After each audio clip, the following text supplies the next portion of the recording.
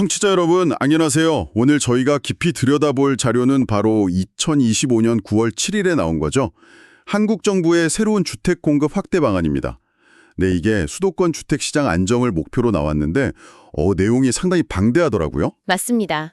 그래서 이번 분석을 통해서 정부가 현재 상황을 어떻게 보고 있는지, 그리고 구체적으로 어떤 카드들을 꺼내들였는지, 그 핵심 전략과 또 그 의미를 명확하게 파악해보는 데 저의 목표입니다.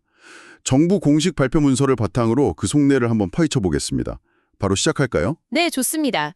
근데 본격적인 내용에 앞서서 지금 상황을 좀 간단히 짚고 넘어갈 필요는 있을 것 같아요. 그렇죠.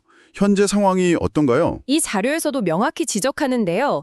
현재 주택 시장은 그 양극화가 아주 뚜렷합니다. 서울 아파트 값은 조금씩 오름세를 유지하고 있는데 지방은 하락세가 계속되고 있죠. 그 격차가 점점 벌어지는군요. 네, 특히 수도권은 주택 보급률 자체가 100%가 안 돼요. 그런 상황에서 최근 몇 년간 공급 실적이 크게 줄었거든요. 그러다 보니 수요와 공급의 불균형이 계속 쌓여왔습니다. 이번 대책은 바로 이 문제의식에서 출발했다, 이렇게 볼 수 있습니다. 그렇군요. 그럼 정부가 현재 상황을 어떻게 진단하고 있는지부터 좀 더 자세히 풀어보죠. 말씀하신 대로 서울과 지방 간 가격 격차, 그리고 주택 보급률 격차, 이게 벌어지고 있다는 점이 첫 번째 진단이네요. 네. 수도권 주택 보급률은 100% 미만이고 특히 서울은 2019년 이후 오히려 감소 추세라고요? 맞아요. 이게 왜 중요하냐면 실제 공급 실적을 보면 문제가 더 확 와닿습니다. 2022년부터 2024년까지, 그러니까 최근 3년간 서울과 수도권의 주택 공급 실적, 인허가, 착공, 준공 다 포함해서요. 이게 지난 10년 평균치에 비해서 확 줄었어요. 얼마나 줄었는데요? 예를 들어서 수도권 착공 물량만 봐도요. 최근 3년 평균이 연 한 15만 8천 호 정도인데 이게 10년 평균이 연 25만 8천 호였거든요.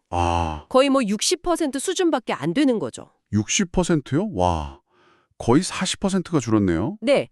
그러니까 앞으로 공급 부족이 현실화될 수 있다. 이런 강력한 신호로 읽힙니다. 수치로 보니까 감소폭이 정말 상당하네요. 여기서 또 한 가지 흥미로운 지점은 그 수도권에서 아파트 말고 다른 주택들 있잖아요. 네, 비아파트. 네, 빌라나 다세대 같은 비아파트 착공이 그야말로 급감했다는 점입니다. 2024년엔 고작 1만 4천 호였는데 10년 평균이 6만 9천 호였던 걸 생각하면 와, 이건 정말 엄청난 감소죠. 그렇죠. 자료에서는 전세 사기 여파라던가 아파트 쏠림 현상 이런 걸 원인으로 꼽고 있습니다. 그럴 수 있겠네요. 네. 게다가 공공주택 착공도 LH, 한국토지주택공사 관련 문제들이 좀 겹치면서 2024년에 2만 8천 호로 이것도 10년 평균 4만 7천 호에 비하면 크게 못 미쳤고요. 더 걱정스러운 건 뭐냐면 가장 최근 데이터인 2025년 상반기, 그러니까 1월부터 7월까지 착공 실적입니다. 그건 어떤가요? 수도권과 서울부도 작년 같은 기간보다도 더 부진해요. 뚜렷한 반등 기미가 안 보인다는 거죠. 개선이 안 되고 있군요. 이런 착공 부진은 결국 시차를 두고 입주 물량 감소로 이어질 수밖에 없거든요. 당장 2026년 서울 아파트 입주 예정 물량이 한 2만 9천 호 정도로 예상되는데 이게 10년 평균 3만 8천 호보다 거의 1만 호 가까이 적은 수준입니다. 만원나요? 네, 그래서 공급 절벽 우려가 나오는 배경이죠. 수도권 상황은 이런데 반대로 지방은 오히려 미분양 문제가 심각하다는 점도 중요하게 짚어야 할 것 같아요. 맞습니다. 완전 다른 상황이죠. 전체 미분양 물량의 약 80%, 특히 다 짓고도 안 팔리는 준공 후 미분양은 84%가 지방에 몰려 있다고요? 네, 그러니까 지방은 수요 부족, 공급 과잉 상태인 겁니다. 그렇군요. 그래서 정부 진단의 결론은 명확하게 갈립니다. 지방은 지금 당장 공급을 늘리는 것보다는 수요를 살리고 쌓여있는 미분양 물량 해소에 집중해야 한다. 그래서 이미 대책이 나왔었죠? 네, 맞아요. 지난 8월에 지방 중심 건설 투자 보강 방안이라는 걸 내놨고요. 반대로 집값 상승 압력이 여전한 수도권은 어떻게든 공급을 빠르게 늘리는 특단의 대책이 시급하다. 이런 판단을 내린 겁니다. 자, 그럼 이런 진단 아래 정부가 내놓은 정책 방향의 핵심 원칙들을 좀 살펴보죠. 몇 가지로 요약될 수 있겠는데요. 네. 첫째, 공공부문, 특히 LH의 역할을 아주 적극적으로 확대한다. LH 역할 강화? 네. 둘째, 사업 속도를 높이기 위해 추진 체계를 확실하게 구축한다. 셋째, 공급 목표는 실제 체감도가 높은 착공 기준으로 관리하고 현실적으로 달성 가능한 수준으로 잡는다. 준공이 아니라 착공 기준이군요. 네. 그리고 넷째, 민간 공급을 지원하더라도 공공성을 잃지 않는다. 다섯째, 이미 개발된 택지나 도심 지역을 활용하는 맞춤형 전략을 구사한다.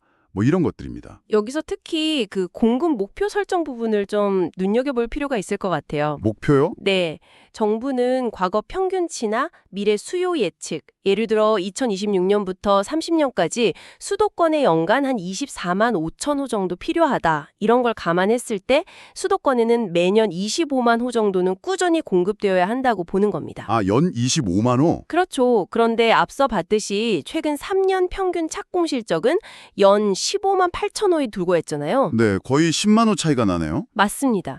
이대로 가면 매년 9만 2천 호가 부족하다는 계산이 나오는 거죠.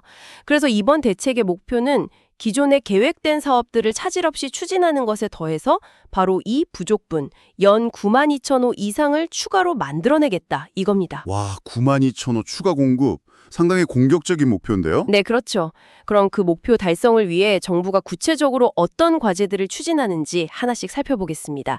크게 공공주도, 공공과 민간의 협력, 그리고 민간 주도에 공공이 지원하는 방식 이렇게 나뉘는데요.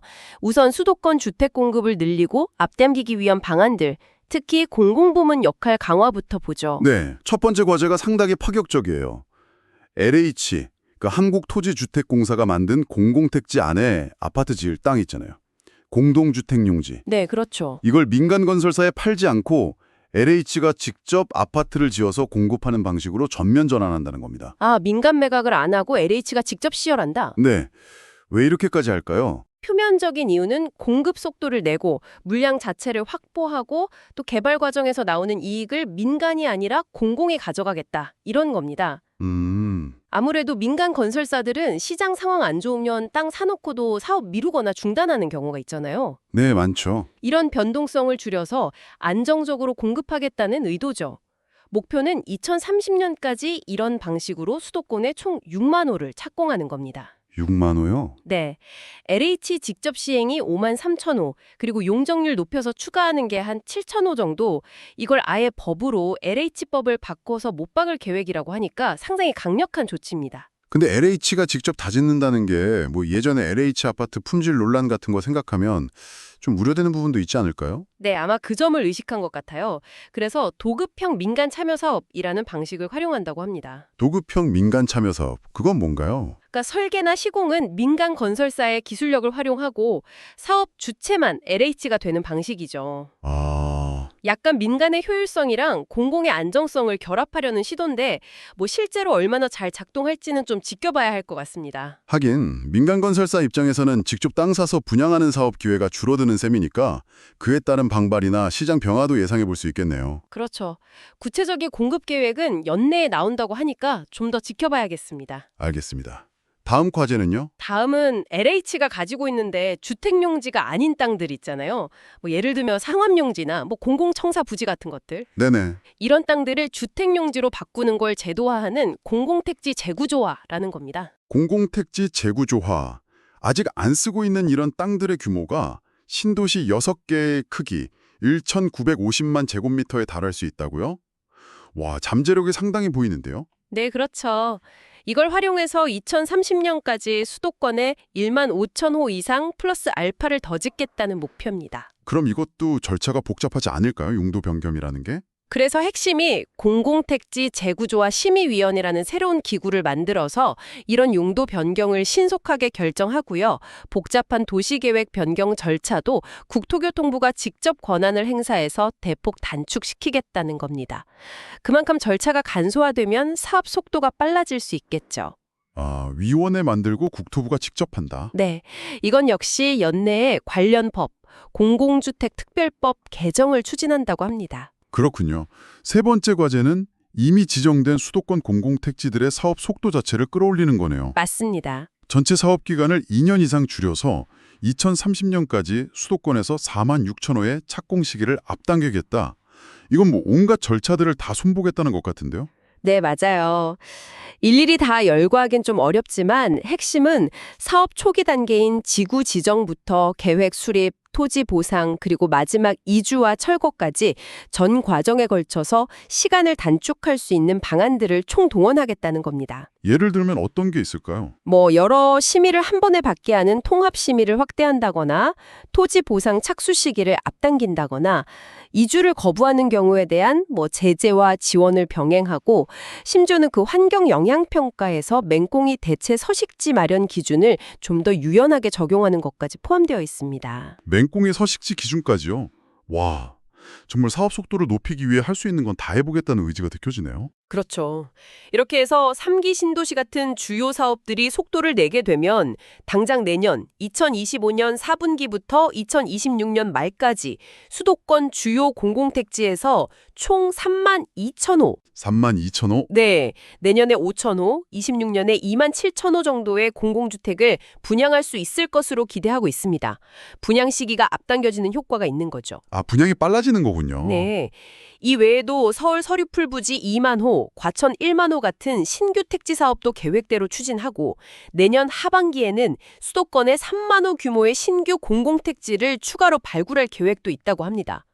이번에는 사람들이 선호하는 도심 안에서의 공급 확대 방안으로 넘어가 보겠습니다. 아무래도 외곽 신도시보다는 도심 접근성을 더 중요하게 생각하는 분들이 많으니까요. 네, 그렇죠. 도심 공급의 핵심 전략은 크게 세 가지로 볼 수 있습니다. 첫째는 오래된 공공임대주택 단지를 전면 재건축하는 것. 이게 2030년까지 수도권 2만 3천호 착공 목표고요. 노후 공공임대 재건축. 네, 둘째는 낡은 공공청사나 국공유지를 활용해서 주택과 다른 시설을 함께 짓는 복합개발. 이건 수도권 2만 8천호 착공 목표입니다. 공공청사 복합개발. 그리고 셋째는 쓰지 않는 학교 부지나 철도 부지 같은 유휴 부지를 활용하는 겁니다. 구체적인 사례를 좀 들어주시면 이해가 쉬울 것 같아요. 특히 노후 공공임대 재건축은 관심이 높을 것 같은데요. 어디가 해당되나요? 예를 들면 강남 수서, 강서 가양, 노원 상계, 중계같이 입지가 좋은 곳에 있는 낡은 영구임대 단지들 있잖아요. 네, 있죠. 이런 곳을 허물고 용적률, 그러니까 땅 면적 대비 건물 연면적 비율을 최대 500%까지 높여서 고층 고밀도로 새로 짓는 방식입니다. 500%요? 와. 네, 단순히 임대주택만 다시 짓는 게 아니라 중산층도 들어와 살 수 있는 분양주택과 양질의 공공임대주택이 섞인 혼합단지로 만들겠다는 구상이고요. 근데 기존 주민들이 이주 문제가 항상 어렵지 않나요? 맞아요. 그게 항상 걸림돌인데 이를 위해 재건축 이주대책 협의체라는 걸 운영해서 대책을 마련하겠다고 합니다. 그렇군요.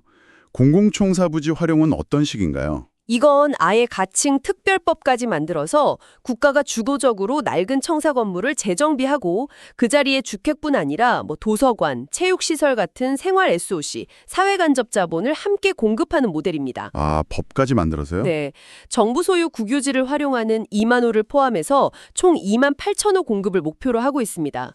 마찬가지로 쓰지 않은 학교 부지를 활용하는 방안도 비슷한 특별법을 통해서 추진하는데요. 주택과 교육 문화시설을 복합 개발해서 3천 호 이상을 공급할 계획입니다. 그럼 기존 민간 재개발 재건축 사업을 활성화하는 방안도 있겠죠? 물론입니다. 정부가 과거에 추진했던 공공도심복합 사업이라는 게 있었는데 이걸 업그레이드한 시즌2를 통해서 수도권에 5만 호 착공을 목표로 하고 있습니다. 시즌2요? 뭐가 달라지나요? 용적률 완화 같은 인센티브를 더 강화하는 방식이고요. 또 관심이 뜨거운 1기 신도시 재정비 사업의 경우 주민들이 직접 정비 계획을 제안할 수 있도록 하고 이주 대책을 미리 관리하면서 수도권 6만 3천 호 착공을 목표로 잡았습니다. 1기 신도시 6만 3천호. 이것도 크네요. 결국 도심 정비 사업 전반의 속도를 높이고 규제를 풀어주겠다는 거군요. 그렇습니다. 전체적으로 사업 절차를 최대 3년까지 단축하고 건물을 더 빽빽하게 지을 수 있도록 건축 밀도를 높여주고요.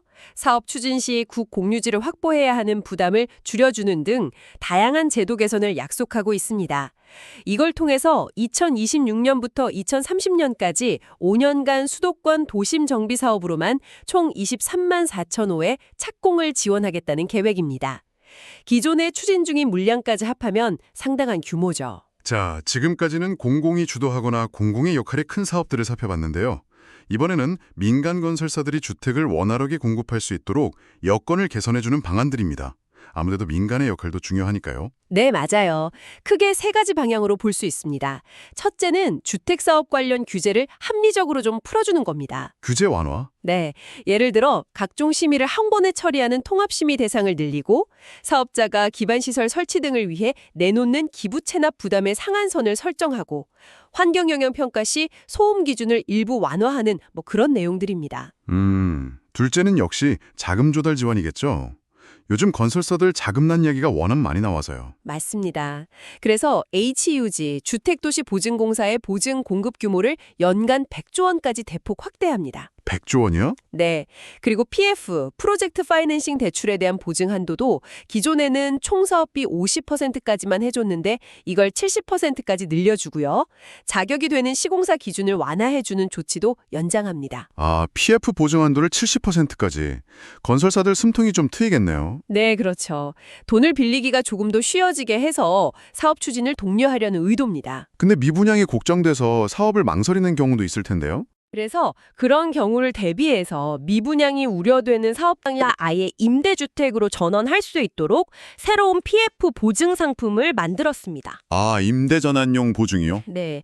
또 민간 사업자가 사놓은 공공택지에서 빨리 착공하도록 유도하기 위해 나중에 미분양이 나면 LH 등이 사주겠다는 약속, 그러니까 미분양 매입 확약을 해주거나 금융 지원 인센티브를 제공하는 방안도 포함됐습니다. 민간 사업자 보유 택지, 미분양 매입 확약. 이것도 크네요. 그렇죠. 당근을 주는 거죠. 세 번째 방향은 뭔가요? 신속하게 공급할 수 있는 모델들을 적극 활용하는 겁니다.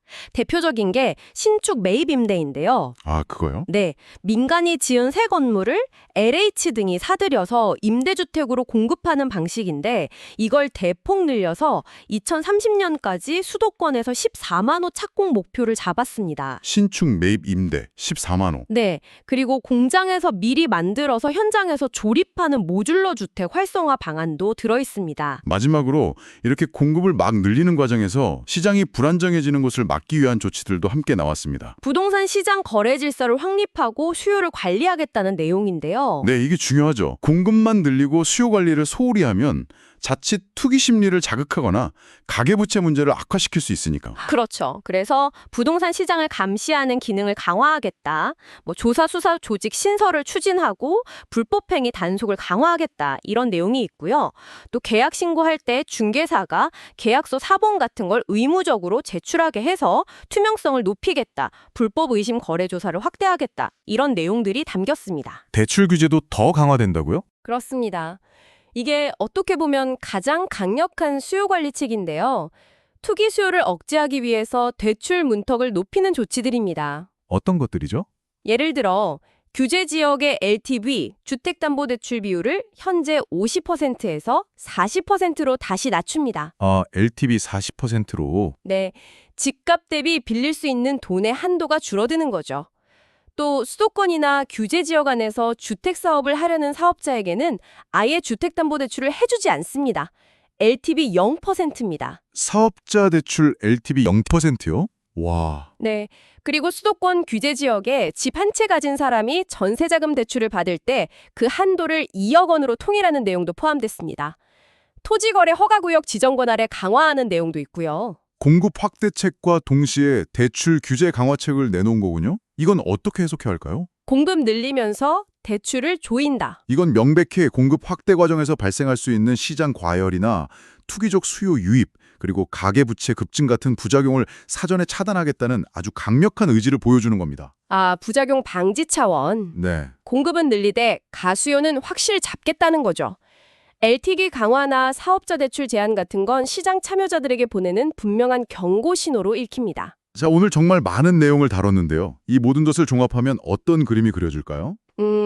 결국 정부가 앞으로 5년간 수도권 주택 공급을 획기적으로 늘리기 위해서 LH라는 공공기관을 전면에 내세우고 사업 절차 단축, 다양한 부지 활용, 규제 완화, 금융 지원까지 가능한 모든 수단을 동원하겠다는 매우 강력하고 포괄적인 계획이다. 이렇게 정리할 수 있겠습니다. 그렇죠. 최종 목표는 2030년까지 수도권에서 총 135만 호, 연평균 27만 호를 착공해서 최근 3년 평균보다 매년 11만 호 이상씩 더 짓겠다는 거죠. 네, 맞습니다. 계획의 규모나 목표치를 보면 정말 야심차다는 말이 절로 나옵니다. 단기적으로는 공급 부족 우려를 해소하고 장기적으로는 주택 가격을 안정시키고 집 없는 사람들의 주거 접근성을 높이겠다. 이런 목표를 분명히 하고 있습니다. 네. 그리고 앞서 살펴봤듯이 단순히 공급만 늘리는 게 아니라 투기 수요 억제나 가계부채 관리 같은 수요 측면의 관리도 함께 가져간다는 점. 이게 이번 대책의 중요한 특징이라고 할 수 있겠습니다. 청취자 여러분께서도 오늘 저희가 살펴본 내용들을 통해 이번 정부 대책의 큰 그림을 이해하시는데 도움이 되셨기를 바랍니다. LH의 역할 변화부터 시작해서 땅의 용도를 바꾸고 각종 규제를 풀고 돈을 지원하고 동시에 대출을 조이는 이 복잡한 정책 꾸러미가 실제로 어떻게 작동할지, 그렇죠. 그리고 시장에 어떤 영향을 미칠지, 또 정말 목표한 물량이 제때 공급될 수 있을지는 앞으로 계속 주목해서 봐야 할 대목입니다. 여기서 한 가지 더 생각해 볼 질문이 남는 것 같아요. 어떤 질문이죠? 이 계획은 그 성공 여부가 LHA 같은 공공기관의 실행 능력, 그리고 여러 규제 변화의 상당 부분 달려 있다는 겁니다. 아, 그렇죠. 공공의 역할이 워낙 크니까요. 네, 과거 공공주도 프로젝트들이 겪었던 어려움들, 또 재개발이나 규제 완화 과정에서 필연적으로 발생할 수 있는 이해관계 충돌이나 사회적 저항 같은 문제들, 그리고 예측하기 어려운 경제 상황 변화 같은 변수들을 고려했을 때 이 아심찬 목표와 빠듯한 일정을 과연 얼마나 차질 없이 달성할 수 있을까, 이 질문이 남는 거죠. 확실히 변수가 많네요. 네. 만약 계획대로 진행되지 않는 부분이 생긴다면 그 책임은 누가 지고 또 계획을 현실에 맞게 수정하고 보완할 수 있는 실질적인 장치는 충분히 마련되어 있는 걸까? 이런 부분들에 대한 고민도 좀 필요해 보입니다. 네, 아주 중요한 지적이십니다. 계획의 실행력과 유연성 확보가 관건이겠네요. 오늘 저희의 심층 분석은 여기까지입니다. 함께 해주셔서 감사합니다. 네, 감사합니다. 다음에도 여러분의 지적 호기심을 채워드릴 흥미로운 주제로 다시 찾아뵙겠습니다.